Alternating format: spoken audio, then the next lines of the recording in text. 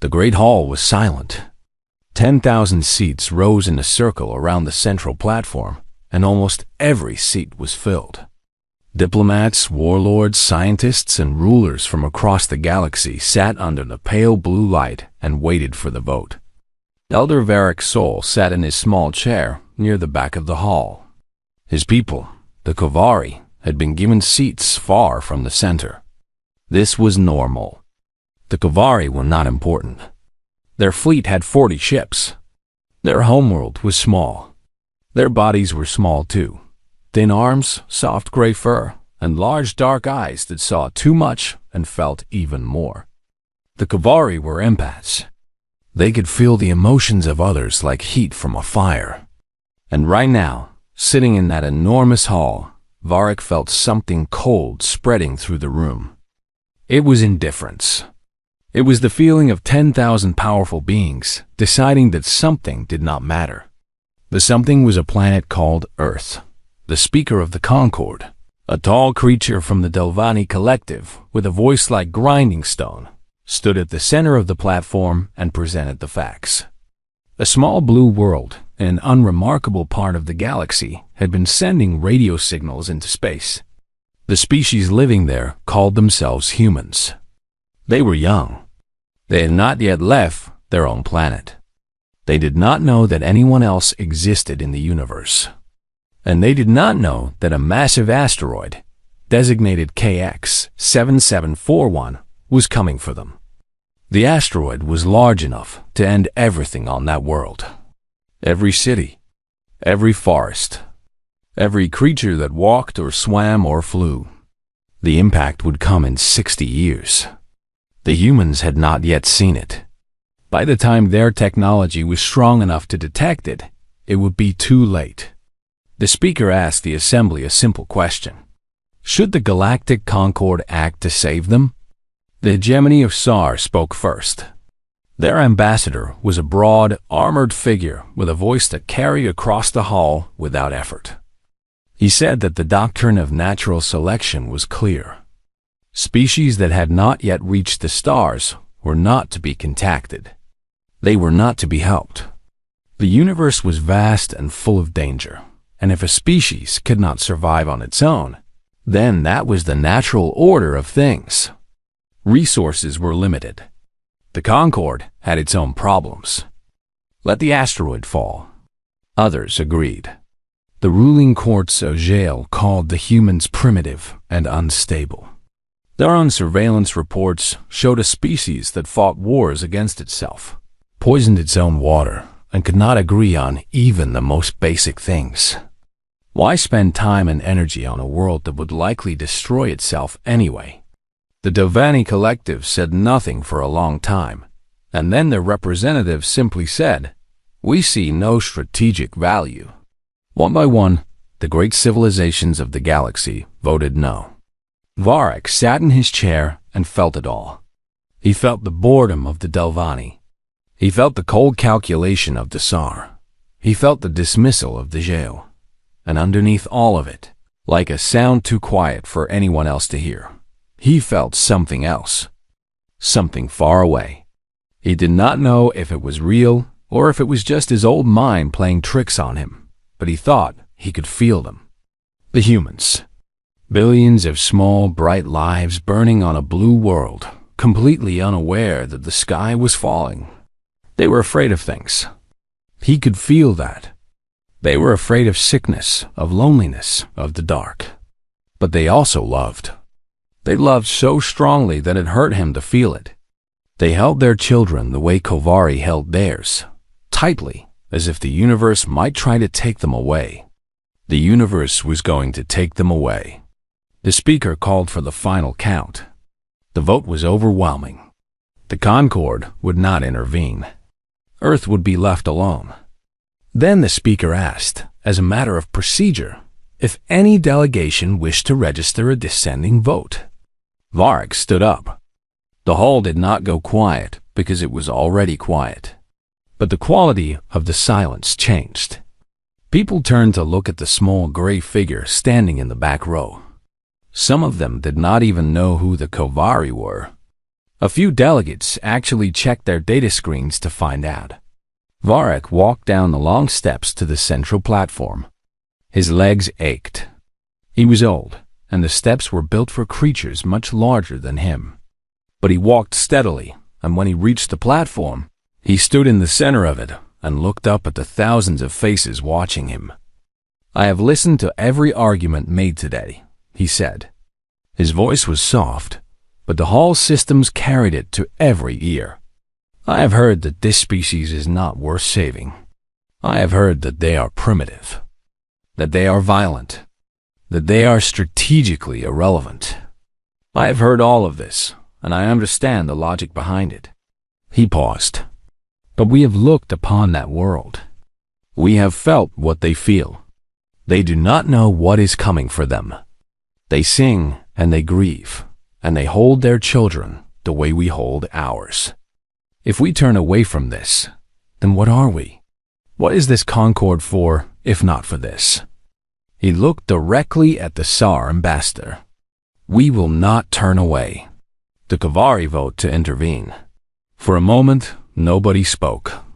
Then the Tsar ambassador let out a sound that might have been a laugh. "You have 40 ships," he said. "What exactly do you plan to do?" "Whatever we can," Varric said. The laughter spread across the hall. It was not cruel laughter, not exactly. It was the laughter of people who had already made up their minds and found the last objection funny rather than moving. The speaker restored order and informed Varric of the consequences. If the Kavari acted alone against the will of the Concord, they would lose their membership. Their trade agreements would be cancelled. Their protection treaties would be void. They would be alone. Varric already knew this. He had discussed it with the council back home before he came. They had argued for days. Some had wept. In the end, the vote had been close, but the answer had been yes. "We understand," Varric said. He walked back up the steps to his seat. The delegates around him were already turning away, already moving on to the next item on the agenda. The matter of Earth was settled, as far as they were concerned. Varric sat down and closed his eyes. He reached out with his mind across the impossible distance, toward that small blue world. "Hold on," he thought. "We are coming." 3 days later, the Kavari lost their seat in the Concord. Their trade lanes were severed. Their name was removed from the Alliance registry. 1 week after that, 40 Kavari ships left their homeworld and set course for a star system that most of the galaxy had already forgotten. They went anyway. Commander Lynn Thomas stood at the observation window of her ship and looked at the blue planet below. It was beautiful. She had seen many worlds in her life, but this one made her chest ache in a way she could not explain. Clouds moved across its surface like slow white rivers. Green and brown land masses sat between oceans so wide that they seemed impossible. And somewhere down there, billions of creatures lived their lives without any idea that a fleet of small gray aliens was watching over them. The Kavari had arrived in Earth's solar system 4 months ago. 40 ships. That was everything they had. Back home, their world was already feeling the effects of the Concord's punishment. Trade had stopped. Medicine shipments had been cancelled. Food imports had dried up. The Kavari homeworld was not a rich place, and without the Concord's trade network, things would get difficult very quickly. But that was a problem for later. Right now, Lion had a much bigger problem floating in the darkness ahead of her. Asteroid KX7741 was enormous. It was a rough, ugly thing, tumbling slowly through space on a path that would bring it directly into Earth in 56 years. When it hit, everything on the surface would die. The oceans would boil. The sky would turn black. A species that had just learned to send voices through the air would be erased as if it had never existed. The Kavari were going to stop it. The plan was simple in theory and terrible in practice. The Kavari did not have weapons large enough to destroy the asteroid. They did not have engines powerful enough to push it. What they had was gravitational tethering, a technology that allowed a ship's core to create a small but steady gravitational pull on a nearby object. If enough ships held that pull for long enough, they could slowly change the asteroid's path, centimeter by centimeter, year by year. The problem was that gravitational tethering was never meant to be used this way. It was designed for moving cargo pods in orbit, not for pulling a mountain through space. The energy required would drain their ships to the breaking point. The radiation from the overworked cores would leak into the crew sections, and the work would take decades. Lion explained all of this to her crew. She told them the truth. She told them that this would likely shorten their lives. She told them that their fur would gray early, that their hands would shake, that some of them might not survive at all. She told them that no one on Earth would ever know they were here.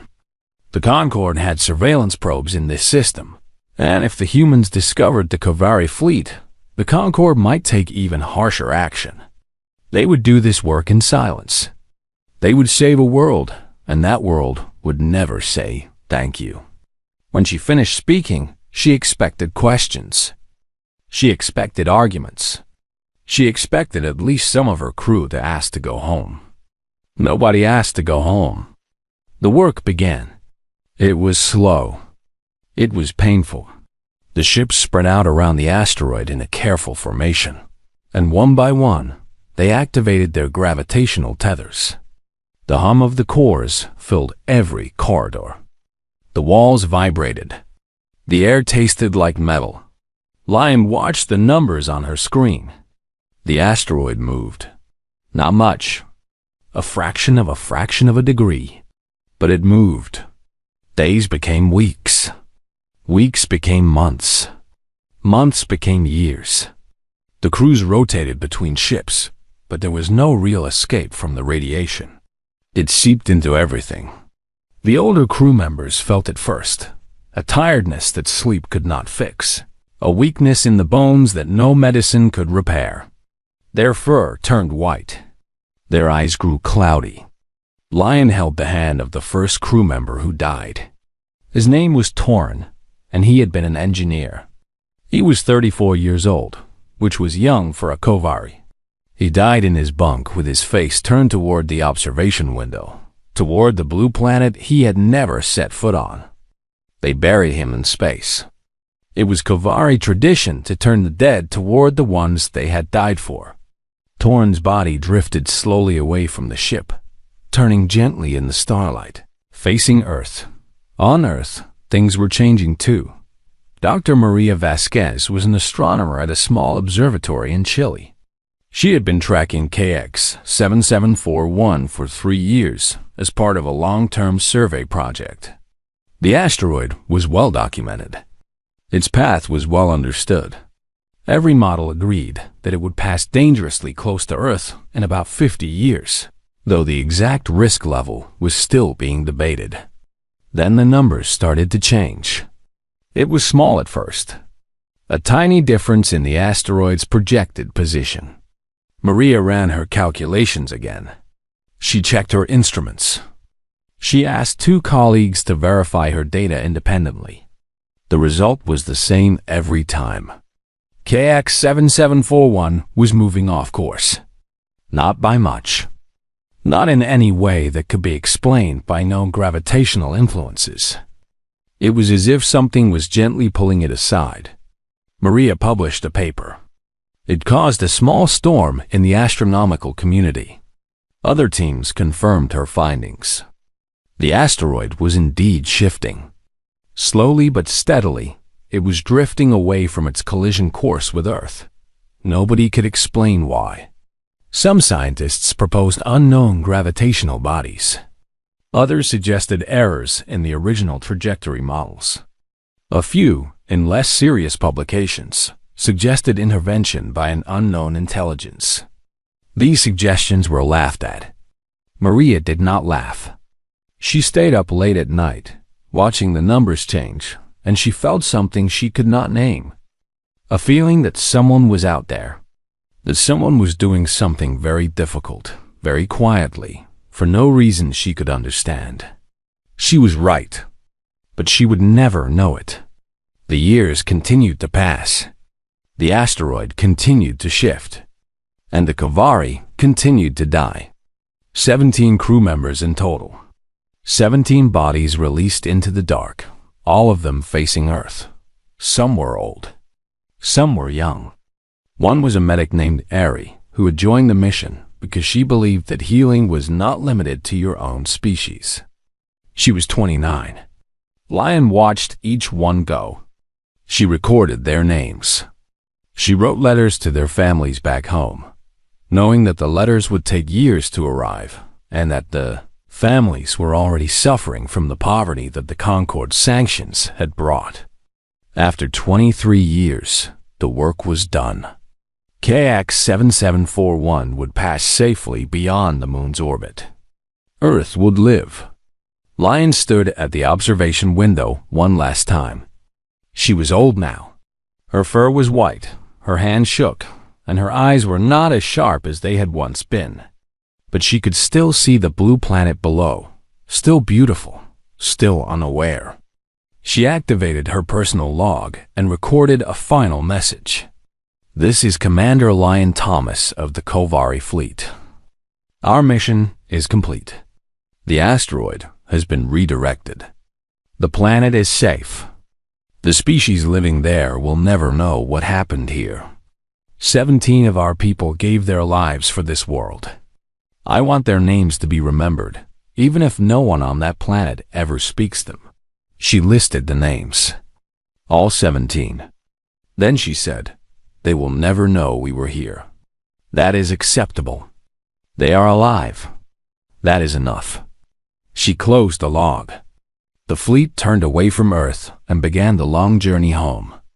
Behind them, 17 bodies floated in the dark, forever facing a blue world that did not know it had been saved. On Earth, the asteroid passed harmlessly by. Scientists celebrated. Papers were published. In time, the mystery of its shifting course became a footnote in astronomy textbooks, an interesting puzzle that was never quite solved. Maria Vasquez retired from her observatory many years later. On her last night, she pointed her telescope at the patch of sky where KX-7741 had been and sat in the quiet dark for a long time. Thank you, she whispered to nobody in particular. In the silence of space, no one heard her. But the words were exactly right. Drenyavish had a boring job, and he was fine with that. He was a data scholar for the Delvani Collective, assigned to the Department of Primitive Species Observation. His work involved watching undeveloped civilizations from a distance, recording their progress, and filing reports that almost nobody read. He had been monitoring 11 species across the galaxy for the past 60 years, and in that time, not one of them had done anything surprising. Humans were species 4,419 in his database. A warm-blooded, bipedal species on a medium-sized planet orbiting an average star. They had survived their asteroid event through what Dren's department officially classified as unexplained natural trajectory variants, though everyone quietly understood what the Kavari had done. Nobody talked about it. The Kavari had been erased from polite conversation the way one might stop mentioning a relative who had embarrassed the family. Dren's job was to watch Earth and predict what the humans would do next. Every 10 years, he updated his projection models. Every 10 years, the models said the same thing. Humanity would develop slowly, struggle with internal conflict, and reach basic interstellar capability in approximately 1,000 years. Maybe longer, maybe never. Then, the models started being wrong. The first sign came about 100 years after the asteroid event. Dren noticed a spike in energy output from the planet. He checked his instruments. The humans had achieved sustained nuclear fusion. Not the dirty, explosive kind they have been playing with for decades. Clean fusion, stable, efficient. Dren adjusted his models. This was ahead of schedule, but not impossibly so. Some species had occasional bursts of progress. It would level off. It did not level off. 20 years later, the humans launched their first deep space probes. These were not the simple metal cans they had been throwing into their own solar system for the past century. These were fast, sophisticated, and aimed at nearby star systems. Dren updated his projections again. The new timeline said interstellar capability in 500 years. 10 years after that, the humans built their first warp engine. Dren stared at his screen for a very long time. Then he filed a report marked urgent. Nobody in the department had ever filed an urgent report. His supervisor called him and asked if he had made a mistake. He had not made a mistake. The humans had gone from radio signals to faster-than-light travel in less than 200 years. This was not supposed to be possible. Most species took 1,000 years. Some took 5,000. The Devani themselves had taken 3,000, and they were considered fast. Dren began watching more closely, and the more he watched, the less he understood. Human civilization did not develop the way other civilizations developed. Every species Dren had ever studied eventually unified under one government, one philosophy, one way of thinking. This was considered the natural path to stability. The humans did not do this. They remained fractured. They had dozens of governments, hundreds of languages, thousands of competing ideas about how to live. They argued constantly. They disagreed about everything. And yet they kept moving forward. They built ships that were ugly and impractical and held together with what appeared to be stubbornness and welding tape. But those ships worked. They built weapons that were crude by galactic standards, but terrifyingly creative in their design. They built medical technology that made Dren's colleagues stop and stare. Their soldiers carried poetry books. Their scientists played musical instruments. Their engineers painted pictures on the walls of their ships. They did not make sense. Nothing about them made sense. Dren filed report after report. He described a species that innovated not through order and logic, but through chaos and passion. He warned that every projection model was failing because the models were built on the assumption that intelligent species behaved rationally, and humans did not behave rationally. They behaved emotionally. They acted on instinct and love and anger and hope, and somehow, against all logic, this worked. The Galactic Concord began to pay attention. The hegemony of SAR quietly increased their military patrols near human space. The ruling courts of Jail sent intelligence agents to observe human colonies. Everyone agreed that humanity was a problem, but nobody could agree on what kind of problem or what to do about it. And then everything changed. A human exploration vessel named the Wanderer was charting unknown systems in a remote arm of the galaxy when it detected a faint signal. The signal was old and weak, barely a whisper in the static of space. But the humans followed it, because that was what humans did. They followed things. They opened doors. They looked under rocks. They could not leave a mystery alone. The signal led them to the Kovari homeworld. What they found broke their hearts. The Kovari civilization was dying. Not quickly, not dramatically, but slowly and quietly, the way a candle dies when there is no more wax to burn. Their cities were crumbling. Their fields were bare. Their hospitals had run out of medicine years ago. The Concord sanctions had done what the Concord intended. They had made an example of the Kovari. 200 years of isolation had reduced a once gentle civilization to poverty and hunger. Captain Anya Marin of the Wanderer landed on the Kovari homeworld and walked through the streets of their capital city. The buildings had once been beautiful, smooth curves and soft colors, designed by a people who value beauty and kindness above all things. Now the walls were cracked. The colors had faded. Children with thin arms and large dark eyes watched her from doorways. Anya had seen poverty before. She had grown up in a mining colony on Mars, where nothing came easy. But this was different. These people had not failed. They had not made bad decisions. They had been punished.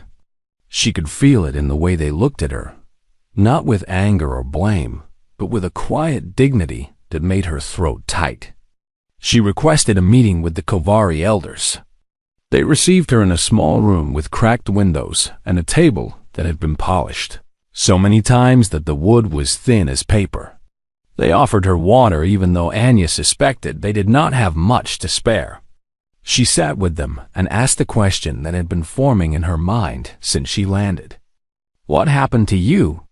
The elders looked at each other. For a long time, nobody spoke. Then the oldest of them, a female named Sona Varek, leaned forward.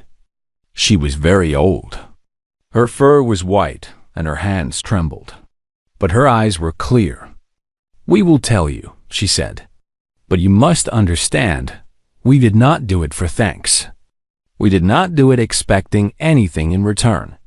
And then she told the story. She told Anya about the Concord assembly, about her grandfather Varek's soul standing alone on the platform and saying that the Kovari would not turn away. She told her about the 40 ships that went to Earth. She told her about Commander Lyon Thomas and the decades of silent work. The gravitational tethers, the radiation, the slow dying. She told her about 17 Kovari who gave their lives to move an asteroid and who were buried in space, facing Earth. She told her about the cost. The lost trade, the lost medicine, the slow collapse of everything the Kovari had built. 200 years of punishment for the crime of showing mercy to strangers. Anya listened to all of it. She did not interrupt. She did not ask questions. She just listened, and when Sona finished speaking, Anya sat very still for a long time. Then she cried. She cried the way humans cry, not quietly, not with dignity, but with her whole body, with sounds that came from somewhere deep and raw. The Kovari elders watched her with wide eyes. They had never seen grief expressed so loudly, so physically. On their world, sorrow was a quiet thing, held inside and shared through touch. Anya wiped her face and stood up. Her hands were shaking. "I need to call home," she said. She walked back to the Wanderer, sat in the captain's chair, and opened a channel to Earth. The message would take time to arrive, even at faster-than-light speeds. But she sent it anyway, and she marked it with the highest priority code available to a human captain. The message was short. "This is Captain Anya Marin of the Wanderer. I have found the Kovari. I have learned what they did for us. They saved Earth. They saved all of us. And they have been paying the price ever since. They need our help, please. They need us now."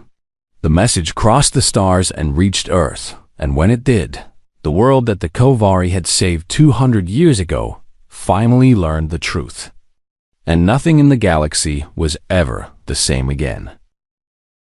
The message from Captain Anya Marin reached Earth on a Tuesday morning. By Wednesday, every person on the planet had heard the story. By Thursday, people were weeping in the streets. It spread the way fire spreads through dry grass. News networks played the message on repeat. Historians dug through old records and found the astronomical data, the asteroid that had shifted course, the papers that had been published, the mystery that had never been solved. Dr. Maria Vasquez had been dead for decades. But someone found her old research notes, and in the margins of one page, she had written a single word: someone. She had known. She had always known. The reaction was unlike anything in human history. Humans argued about everything. They always had. They argued about politics, religion, money, borders, food, music, and the proper way to make tea. They had spent their entire existence as a species disagreeing with each other about nearly every subject imaginable. But not this. Grand Admiral Kalen Rourke, was 53 years old and had spent 30 years in the United Human Fleet. She had fought pirates in the outer colonies. She had negotiated with hostile alien delegations. She had commanded ships through situations that should have killed her and somehow came out the other side. She was not a person who was easily shaken. The Kovari story shook her. She read Captain Marin's full report in her office at Fleet Command on Earth. She read it once, then read it again. Then she sat in her chair and stared at the wall for a long time. 17 people. 17 small, gentle, gray-furred people had died in the dark so that Kellen's great-great-grandmother could live. So that her great-grandmother could be born. So that her grandmother could grow up. So that her mother could hold her as a baby. So that Kalen herself could exist. Every human alive owed their life to the Kovari. Every single one. The United Human Council called an emergency session. Every colony, every nation, every settlement with a voice in human governance was asked to vote on a single resolution. The resolution said, "The Kovari saved Earth. Earth will save the Kovari. Whatever it takes, however long it takes." The vote was unanimous. Not almost unanimous. Not mostly unanimous. Every single vote was yes. For the first time in the entire history of the human species, there was no dissent. Not one voice said no. Not one hand was raised in opposition. Grand Admiral Rourke was given command of the relief operation. She did not call it a mission. She called it what it was, a debt. The fleet that left Earth was enormous. Not warships, though warships went along as escorts. The core of the fleet was cargo ships loaded with food, medicine, building materials, and equipment. Engineering vessels with crews who could build anything from a hospital to a power grid. Agricultural transports carrying seeds and soil adapted for alien biospheres. Medical frigates with doctors who had spent the journey learning Kovari biology from the limited data available. 3,000 ships in total. It was the largest single mobilization in human history, and it was not for war. They arrived at the Kovari homeworld 6 weeks later.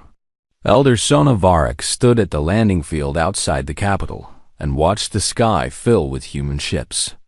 She had to lean on a cane to stay upright. Her granddaughter stood beside her, holding her arm. "Grandmother," the young woman whispered. "How many are there?" Sona could not answer. She had spent her entire life in a dying civilization.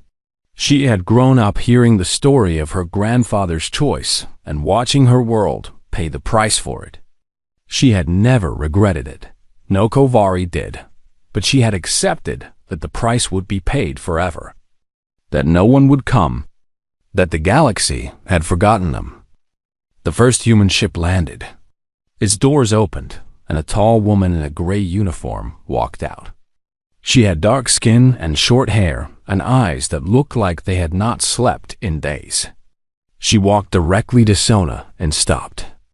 "Elder Varek?" she said. "Yes, I'm Grand Admiral Kalen Rourke. United Human Fleet." She paused. Her jaw was tight, and Sona could feel the emotions coming off her in waves. Grief, anger, gratitude, and something fierce and hot that the Kovari did not have a word for. Humans called it determination. "We're here," Rourke said. "And we're not leaving." The work began immediately. Humans were not like the Kovari. They were loud. They were messy. They moved too fast and talked too much and bumped into things. They laughed at strange moments and swore when they dropped heavy objects. They played music while they worked, loud, rhythmic music that the Kovari found startling at first and then, slowly, began to enjoy. They were also, it turned out, extraordinarily good at building things. Within a week, the first new structures were going up in the capital.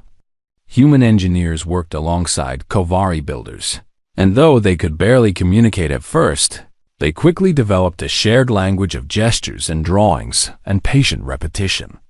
The humans learned that Kovari buildings curved because straight lines felt harsh to empathic senses. The Kovari learned that humans built fast because they could not stand to see people suffering while they worked slowly. Hospitals were the first priority. Human doctors set up emergency clinics and began treating Kovari patients for conditions that had gone untreated for decades. The medicine was not always a perfect match.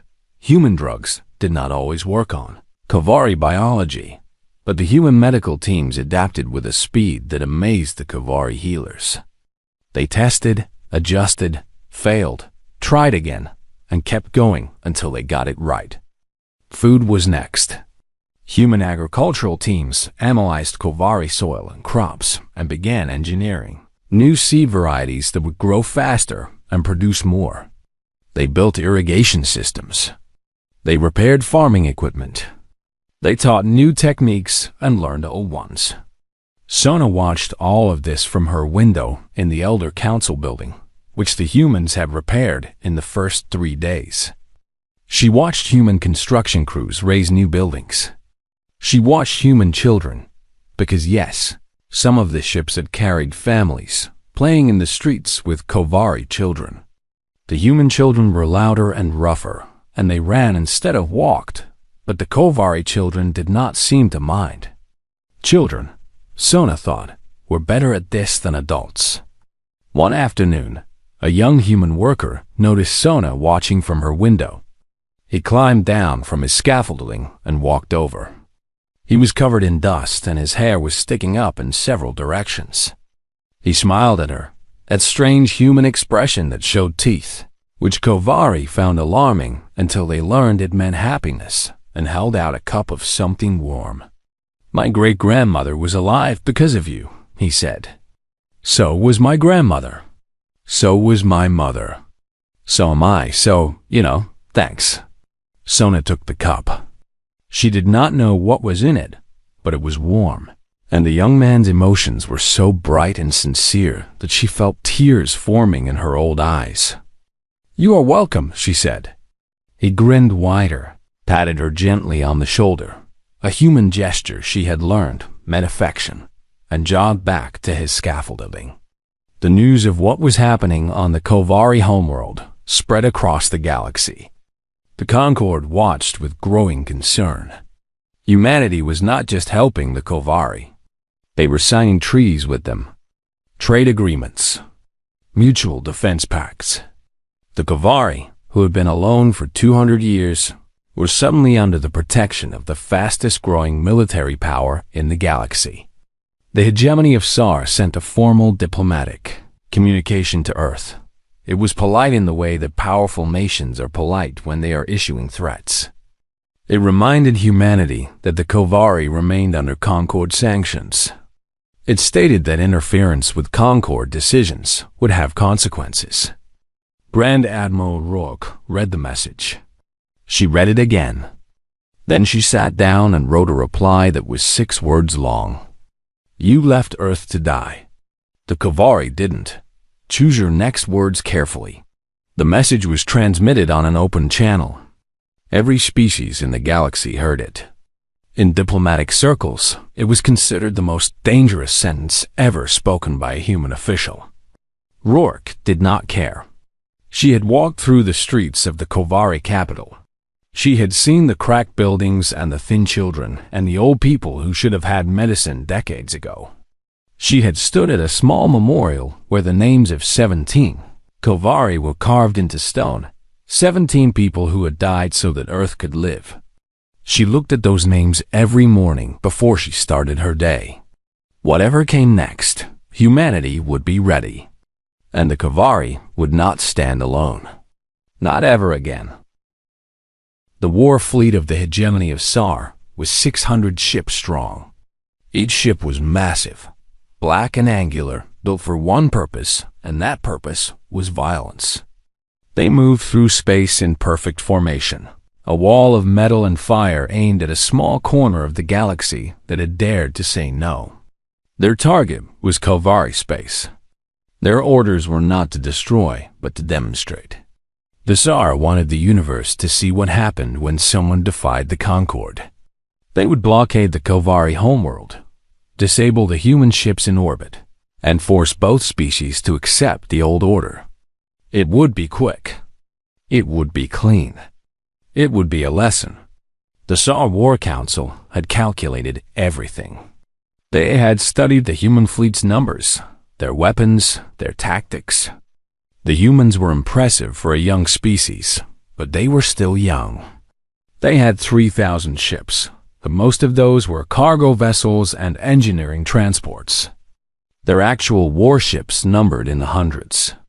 Against 600 Tsar warships, each one carrying more firepower than an entire human battle group, the math was simple. The math was wrong. Grand Admiral Kalin Rourke received word of the Tsar fleet's approach while she was eating breakfast in the Kovari capital. She put down her fork, read the report twice, and then started making calls. She did not panic. She did not raise her voice. She simply began doing what humans do when someone threatens the people they love. She prepared. Within hours, the United Human Fleet was moving. Every warship in the sector burned toward the edge of Kovari space. Rourke called Earth, and Earth called the colonies. The message went out to every human settlement in the galaxy. The Kovari are in danger. Come now. They came. They came from everywhere. Warships from the inner colonies. Armed freighters from the border settlements. Mining ships with welded-on weapons. Colony transports that had no business being in a battle, but came anyway because their crews refused to stay behind. Research vessels. Scout ships. A retired hospital ship crewed entirely by volunteers over the age of 60, who said they had lived their lives and were not afraid. They were not a proper fleet. They were a mess. They were humans. Rourke assembled them at the edge of Kovari space and waited. She had 1,200 combat-capable ships and another 2,000 support vessels. Against 600 Tsar warships, she was outgunned by a wide margin. The Tsar ships were bigger, better armed, and crewed by professional soldiers from a civilization that had been fighting wars since before humans learned to make fire. But Rourke had something the Tsar did not expect. The first surprise came from behind the human line. A small fleet of ships appeared, 40 vessels with smooth curves and soft colors. Kovari ships. They were old, barely functional, held together with repairs that human engineers had made in the past months. But they were there. The Kovari had come to stand beside the people who had come to stand beside them. The second surprise came an hour later. Another fleet dropped out of warp. 60 ships flying colors that the galaxy had not seen in centuries. The Talani, a species that the Concorde had sanctioned 50 years ago for refusing to participate in a military campaign. They had been struggling ever since, and they had been watching what humanity did for the Kovari. Their commander sent a simple message. We remember what it is like to stand alone. You will not. Then came the Vreen, a species of engineers who had been expelled from the Concorde for sharing technology with underdeveloped worlds. 30 ships. Then the Arath, who had lost their seat on the Concorde for protesting the treatment of refugee species. 22 ships. Then others, small fleets, single ships, species whose names most of the galaxy had forgotten. They came out of the dark one by one, and each one said the same thing in different words. We saw what the Kovari did. We saw what the humans did in return. We want to be part of that story. By the time the Tsar fleet arrived at the edge of Kovari space, they did not find a small human fleet waiting for them. They found an alliance. Thousands of ships from dozens of species, arranged in a line that stretched across the stars like a wall made of light. The Tsar fleet commander was a veteran named Harith Voss. He had won 11 major engagements in his career. He had never lost. He looked at the fleet in front of him and felt something he had not felt in a very long time. It was not fear. It was doubt. He opened a communication channel. "This is Fleet Commander Harath Voss of the Hegemony of SAR. You are in violation of Concord directives. Stand down and withdraw, or we will be forced to take action." The channel was silent for a moment. Then a human voice came through. Calm, steady, and clear. "Commander Voss, this is Grand Admiral Kalen Rourke of the United Human Fleet. I want to tell you a story." Voss did not respond. Rourke continued anyway. 200 years ago, a species called the Kovari stood in front of your Concorde and said they would not let Earth die. They were small. They had 40 ships. Everyone laughed at them. Everyone told them it was pointless. And your Concorde punished them for it. Took away their trade, their protection, everything. She paused. They went anyway. They flew to our solar system, and they spent 23 years pulling an asteroid off course to save a world they had never visited, full of people they had never met. 17 of them died doing it. They were buried in space, facing Earth, facing us. A species that didn't even know they existed. The channel was quiet. Every ship in both fleets was listening. When we found out what they did, every human alive agreed on one thing for the first time in our history. We said the Kovari would never stand alone again. And we meant it. We are not good at many things, Commander. We argue. We fight among ourselves. We make mistakes. But there is one thing we are very, very good at. Another pause. We do not forget. She let the silence sit for a moment. You can fire on us. Maybe you will win. Your ships are bigger, and your weapons are stronger. But I promise you this. Every species in this galaxy is watching right now. Every single one. And they will remember what happens here today.